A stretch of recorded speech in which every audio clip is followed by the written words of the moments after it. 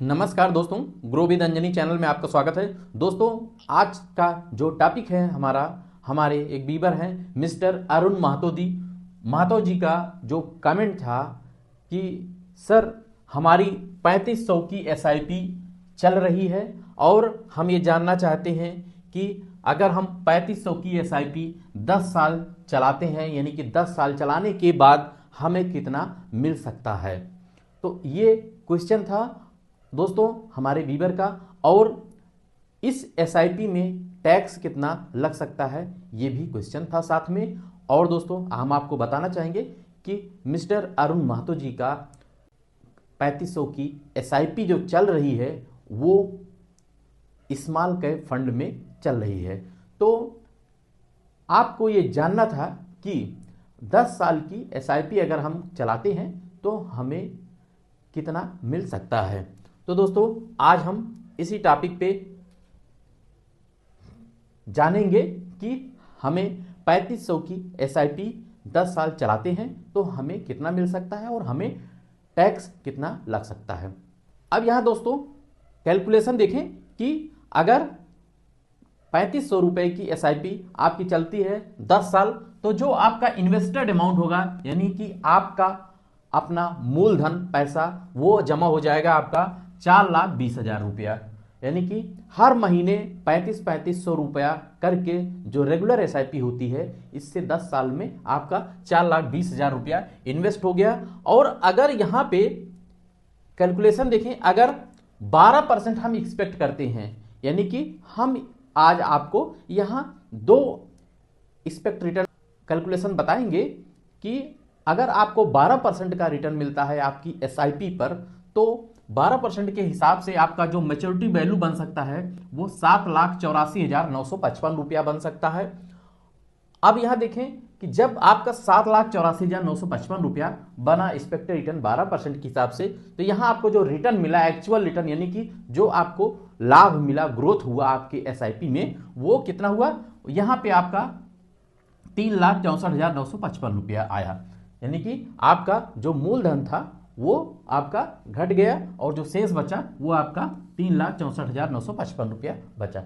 तो यहां दोस्तों देखें कि जब आपका जो ग्रोथ हुआ उसी पे आपका टैक्स अप्लीकेबल होगा।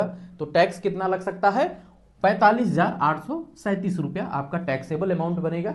और टैक्स में भी आपका short term capital gain tax और long term capital gain tax, जिसे दो प्रकार से टैक्स लगता है। तो वो यह है, आप देख लें, यहाँ short term capital gain tax 462 रुपया और long term capital gain tax 45,375 रुपया। तो दोस्तों ये टैक्स हो गया।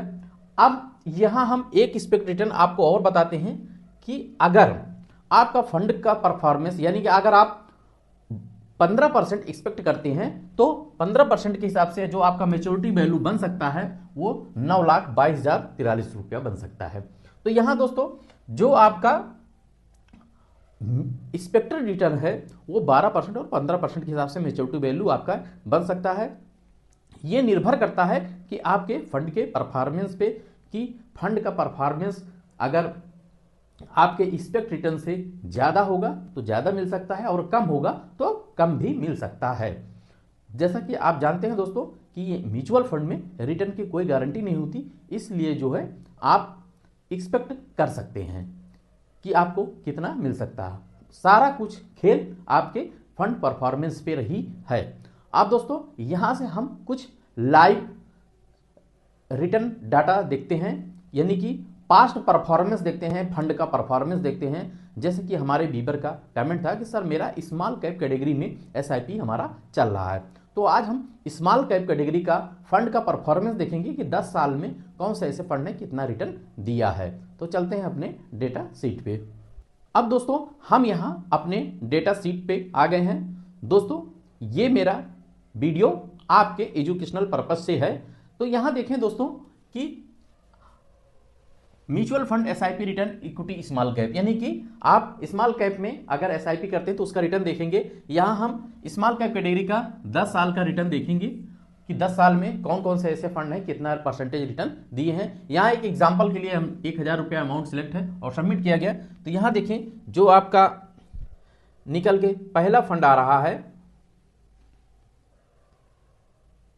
पहला फंड है क्वांट स्मॉल कैप फंड। यहां दोस्तों वही फंड शो करेंगे जो 10 साल अपनी एज कंप्लीट किए हैं। तो यहां देखें कि जो पहला फंड है सबसे ऊपर वो क्वांट स्मॉल कैप फंड है। क्वांट स्मॉल कैप फंड 23% से ऊपर का रिटर्न दिया है इस फंड ने। और जो दूसरा फंड है वो निप्पॉन इंडिया स्मॉल कैप है। Nippon India small cap fund भी जो है आपका 21% से ऊपर का रिटर्न दिया है, जैसा कि आप चार्ट में देख रहे होंगे। तो यहां दोस्तों ये तो आपके टॉप लेवल के 2-3 फंड हो गए ऊपर से। और तीसरा आपका एक्सिस स्मॉल कैप आ रहा है। एक्सिस स्मॉल कैप भी आपका 19% से ऊपर का रिटर्न है। चौथा है आपका HDFC स्मॉल कैप, 19% से ऊपर का रिटर्न है। और पांचवा है HSBC स्मॉल कैप फंड, 18% से ऊपर का रिटर्न है। इस तरीके आपने देखा कि ये आपके फंड परफॉर्मेंस का रिटर्न है। अब यहां देखिए सबसे नीचे जो सबसे कम रिटर्न दिए हैं, सबसे कम जो रिटर्न दिया है 10 साल में, यूनियन स्मॉल कैप फंड। ये फंड 17% से ऊपर का रिटर्न दिया है।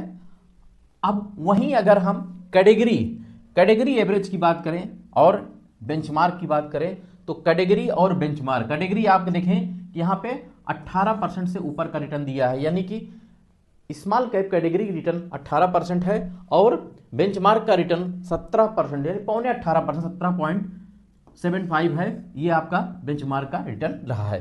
तो इस तरीके से आपने देखा दोस्तों कि 10 साल में स्मॉल कैप फंड का फंड परफॉर्मेंस क्या रहा। दोस्तों इससे जो है आपको अच्छी जानकारी मिली होगी। अगर दोस्तों मेरी जानकारी अच्छी लगे तो आप एक लाइक जरूर करिएगा।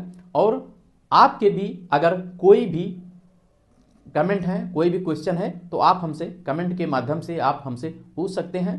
और दोस्तों हमारे चैनल को सब्सक्राइब कर हमें सपोर्ट करें। थैंक यू सो मच दोस्तों। जय हिंद, जय भारत।